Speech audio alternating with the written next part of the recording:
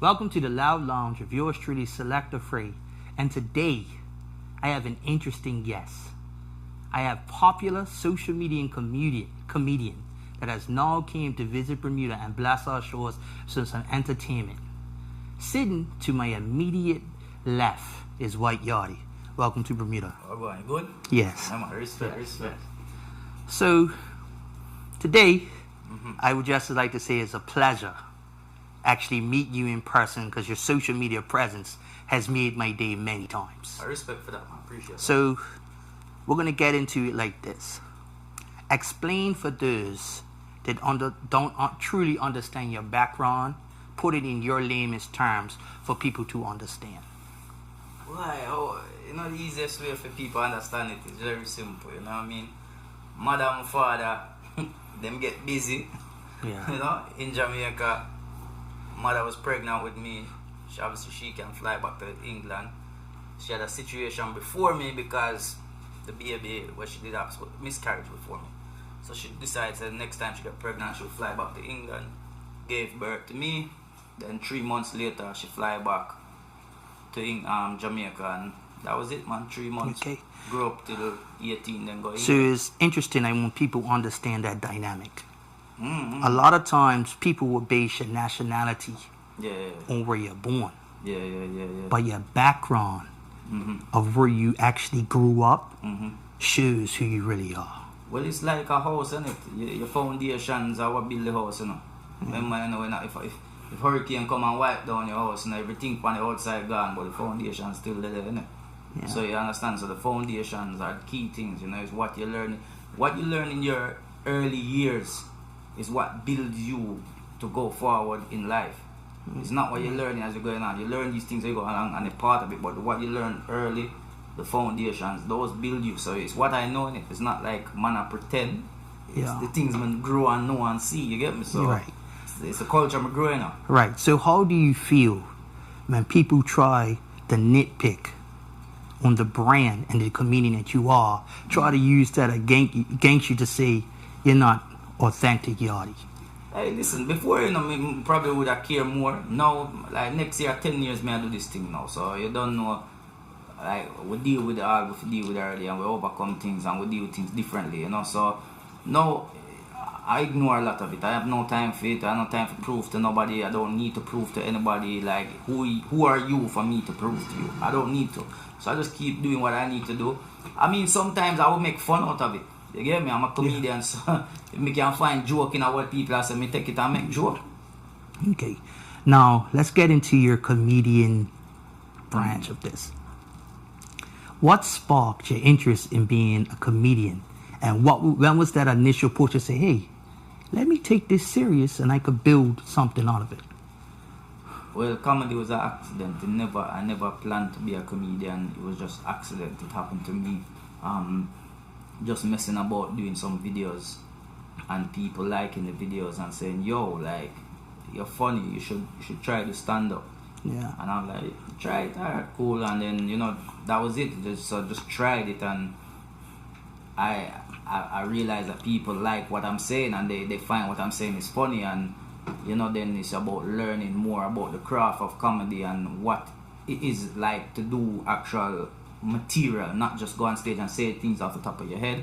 Go on stage and actually put together content, put together a set, a comic set where you have there's a flow to it. It's not just you're talking about this, then you're talking about that. It's kind of flow to it, and learning how to tell stories as well. But being from Jamaica, and if you're from the Caribbean in general, like, we can tell stories. We're very good at telling stories. You always have that one man, you must know the flex over here. So, always have them one man where they are pub or barber shop or bar, sitting in the bar, drunk and rum. And, hey, me tell you a story, yeah? Yeah. Tell about this woman. Yeah. We have 20 picnic. 25 baby father. And you say, oh, she have 25 baby father. The math don't make sense. Don't know. Well, just... things like that. So we know if we tell stories. Now, speaking of when you first done that first to try stand up, have you ever any situations throughout your career where it was kind of shaky? People didn't understand where you was coming from. It wasn't the energy you got from this club, wasn't the same energy you got from another.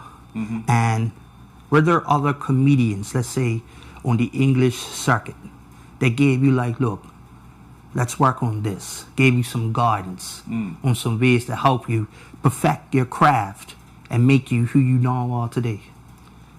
All right, two questions. We get to answer.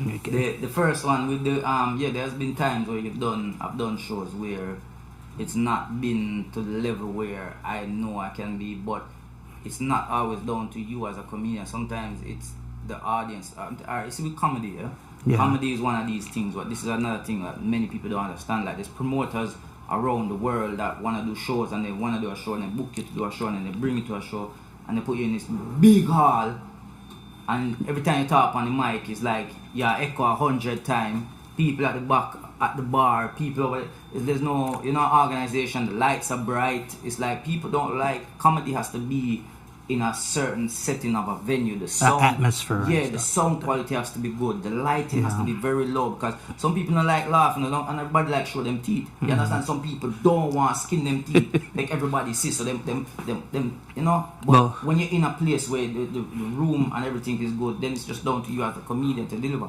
Early in my career, there's been times where I've done shows where maybe I used to speak too fast, because when you're speaking patois, it just flows. Yes. It's very there's no full stops, commas. It's just all one word together, well, one sentence together. And I learned over time that slow it down. Yes. Slow it down. You know what I mean? And that was it. So, and in terms of comedians, there's not like the one or two has said to me like, yo, same kind of thing, just slow down the patois a little bit, because what you're saying is funny. It's not everybody's gonna catch it. And that was it. So yeah. Okay. And what made you spark the big social media presence? As I said, it was just accident. Do a video and people take to it. Never expected it. I mean, I remember when you start social media, you have zero. Everything's zero. Yeah. You understand? So it's you now putting yourself out to the world. I didn't even put myself out there to become anything. It's just genuinely me. So even back to when your people feel like, why you're pretending or why you're putting on an act, you're not genuine, you're not authentic, all of these things is like, if me never there, so now I do comedy and social media, this is still me. So regardless of that, me still would have be me. You get me? It's still gonna. Yeah. What you see is what it is. It's not turn on the camera and change my mind and come off the camera. All right, it not change like that. You get me? It's me. So it was just putting it out, and I just had to rant. I just wanted to talk about things. I wanted to vent about a few things, and my venting people found it funny. So that was what sparked it. And then people just start following you. Your videos are getting shared, and I'm saying 10 years. So Instagram only started doing videos like 9 years ago. Yeah. So I was there from the blueprint days of doing Instagram content online. You get me? If not one of the first in the UK, especially, to be doing content online. You know what I mean? On the platforms like Instagram, there were many. So yeah. So outside of Europe, what are other places that Whiteyardie has performed his comedy shows? Well, Canada has been a big success for me over the years. It's one of probably my most biggest tours I've done is always in Canada. I've done 3 successful tours. I'm planning the 4th one as well. I've been there countless of times in different cities as well. So it's not even just Toronto, it's Canada. Like literally, I'm going to places where even when me I travel, I say, where we are go? You get me? People live there, so. I tell you, Canada have a whole heap of like empty land, just bare land, nothing there, When you go to areas like Halifax, Nova Scotia, Winnipeg, me I say, who live here, so? We even stay, remember we were staying at the Airbnb, and then we're hungry, we come out, and by the time we walk, man, we would have need food for walk back, because the food we would have eat would have done before we reach back, we would have need some more food. Too far, man. But that's what I'm saying. I go these places. Been in America a couple of times, couple cities there. Been to a couple Caribbean islands, Belize as well, Cayman Island. Yeah, man. So go outside. Been Dubai a couple times as well. Okay. So yeah, man. So, since now that you're touring, does your performance change when you go to different areas? Like, is a performance I would get in Belize, Cayman Islands, the same as I would get in Canada? You know, does the backbone is the same, but different sparkles are put in to change it based on the audience that is now in front of you? I tell you what, the honest truth is it doesn't really change as much, but I do feel more comfortable, or not more comfortable, less. I mean, I've been doing it for a while now, so I've learned, but like slowing down my words. Like if I'm going to Jamaica, I've done shows in Jamaica, like who may I slow down for?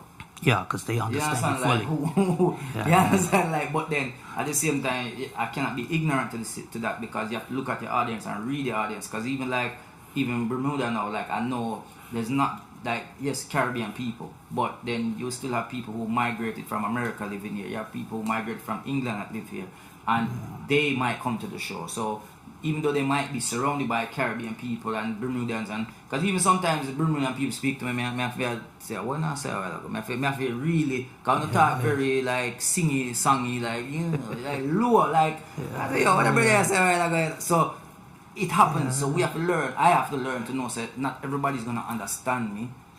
Things I might change is like, I might ask certain words, like when I go Canada, I know like, alright, in England, like, alright, for example, you know, like a stroller, baby stroller. Like you call it pushchair, you have pram, buggy, you have a different name for it. But it don't mean that name's gonna translate everywhere in the world. So if you tell a joke, it's the same with like chips and fries.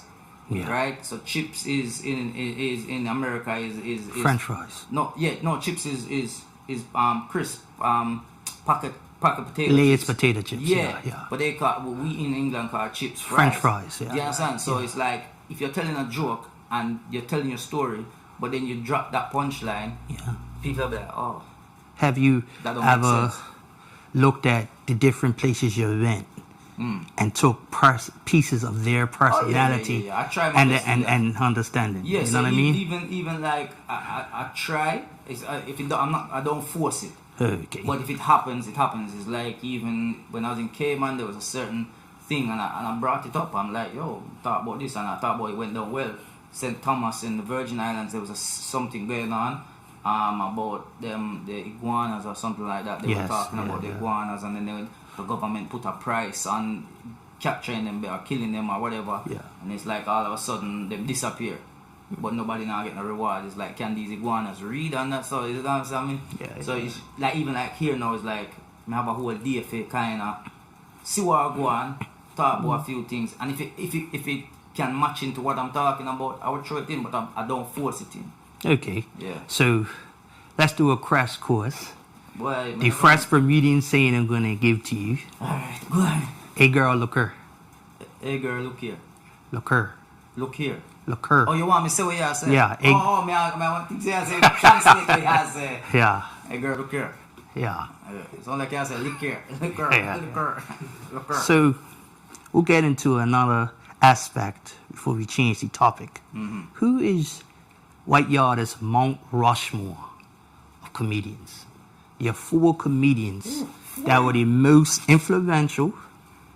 You've taken pieces of their entertainment, and who that you look at to say, when this is all said and done, I want to be on that pedestal. Alright. For my answer, I look on it like this. Comedy was never something I was into before. So even when I got into comedy, it was like I never like grew up watching the other comedians. So I had no influence in terms, because with some comedians, especially the younger generation, sometimes when you watch them, you can say, oh, he reminds me of a young Chris this or a young Kevin or a young, you know what I mean? Some people look at them and be like, oh, he's got, and that's because obviously they grew up watching, so automatically they feel influenced by it. For me, I never had that, so I wouldn't say I'm influenced by any of them, but since being in comedy, I said I learned the craft more, I watch more comedians to understand, especially all the comics. So for me, like my four is like Eddie Murphy's always up there. Cat Williams as well. 'Cause I like the way how Cat Williams brings elements of like he's very animated on stage. Yes. And I like that. Four you said. Somebody will get dropped out. Alright. Bernie Mac up there as well. 100% Bernie Mac. And Kevin Hart, because the thing with Kevin Hart is more the work rate that he puts into his craft that that's probably, I feel like if anyone, I would say Kevin kind of influences me in the terms of working hard continuously, always thinking about the next thing, not stopping to have a break, like just always on the go. What can I do to level up? What can I do? And it just feels like he's continuously doing that. You get me? Well, let's put this in the air. Which of those comedians would you like to be the opening act and actually sit off and work with? Well, Bernie Mac out of the situation. Yeah, he can. So, if I be honest, it would have to be Kevin Hart. 1,000,000% have to be Kevin Hart, because I feel like he will just be a bigger platform, and to open for him would, definitely be huge. Okay. Yeah. Now we're going to go into who is Whiteyardie outside of comedy. Jeez. You know, say this is just me, man. There's no in between. This is me. Yeah. Obviously, I'm a family man as well. Yeah. You know what I mean? I'm a family man. So outside of comedy, obviously, you have the father, your husband. You know what I mean? That's me, innit? Yeah. Differently, but this is still me. It's like my personality is me. It's not an act. It's not a gimmick. Like Whiteyardie was there before even comedy. You get me? Like the Whiteyardie name was there before even comedy. The name was given to me from when I went to England to live. So you know, it's like I've always. This is my personality. It's just now I'm expressing it to the world in a different way. So even people around me would always say, "Oh, yeah, there was a bus joke and this and that," and yeah, man. But me never know you. This funny if you say, "Yo, you can't do stand up." So yeah. Now, speaking on, you said you have family. How do you do your time management with your family? And now you're getting your international bookings, now that the gates are open. How do you manage your time management with that? Well, them good enough, because, you know, lockdown was how many years? So we did lockdown for a long time now, so that kind of make up, you know what I mean? But no, man, we work it out. One thing with me is like we know our goals and what we want. You understand? We know what we're working towards as a unit together. So we know what we want to achieve. So everything we're doing is for a purpose. It's not just for the sake of, yeah, man, I'm going to travel here, so I'm going to do a show, and there's reasons behind things. We're working towards our goals. So we work together, and when it's family time, it's family time. When it's business time, it's business time. So we learn the best way to juggle it, man. Trust me. Okay. You have to, man. Once your house happy, everything good, man.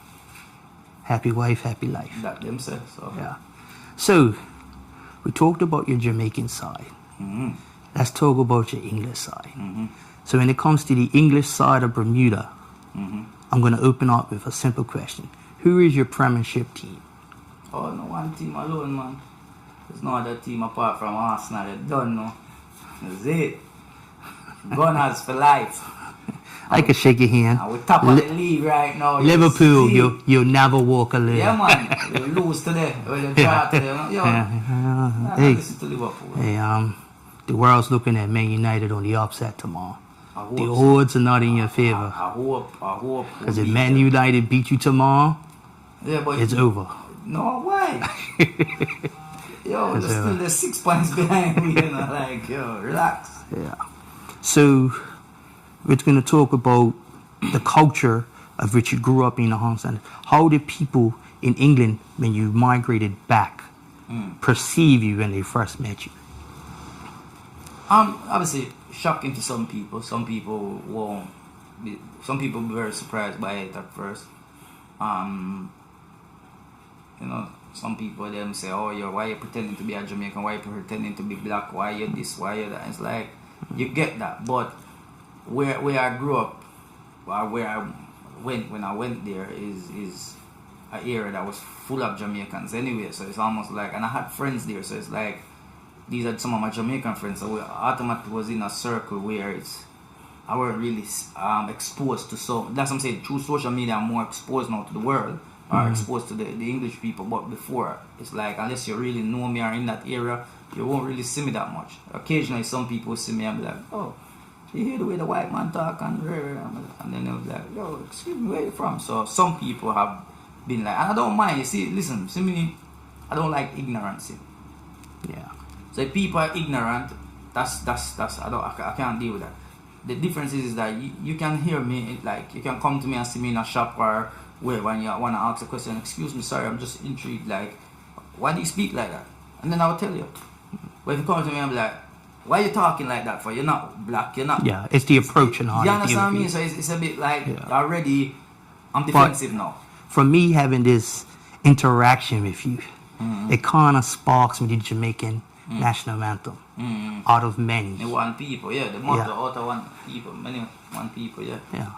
But So that's again, it's just people are ignorant, not wanting to learn, innit? So there's books, there's the internet there now. You know what I mean? Like it's not like old school day when you have to go to the library and do your research. You just go up on your smartphone. That's why it's smart.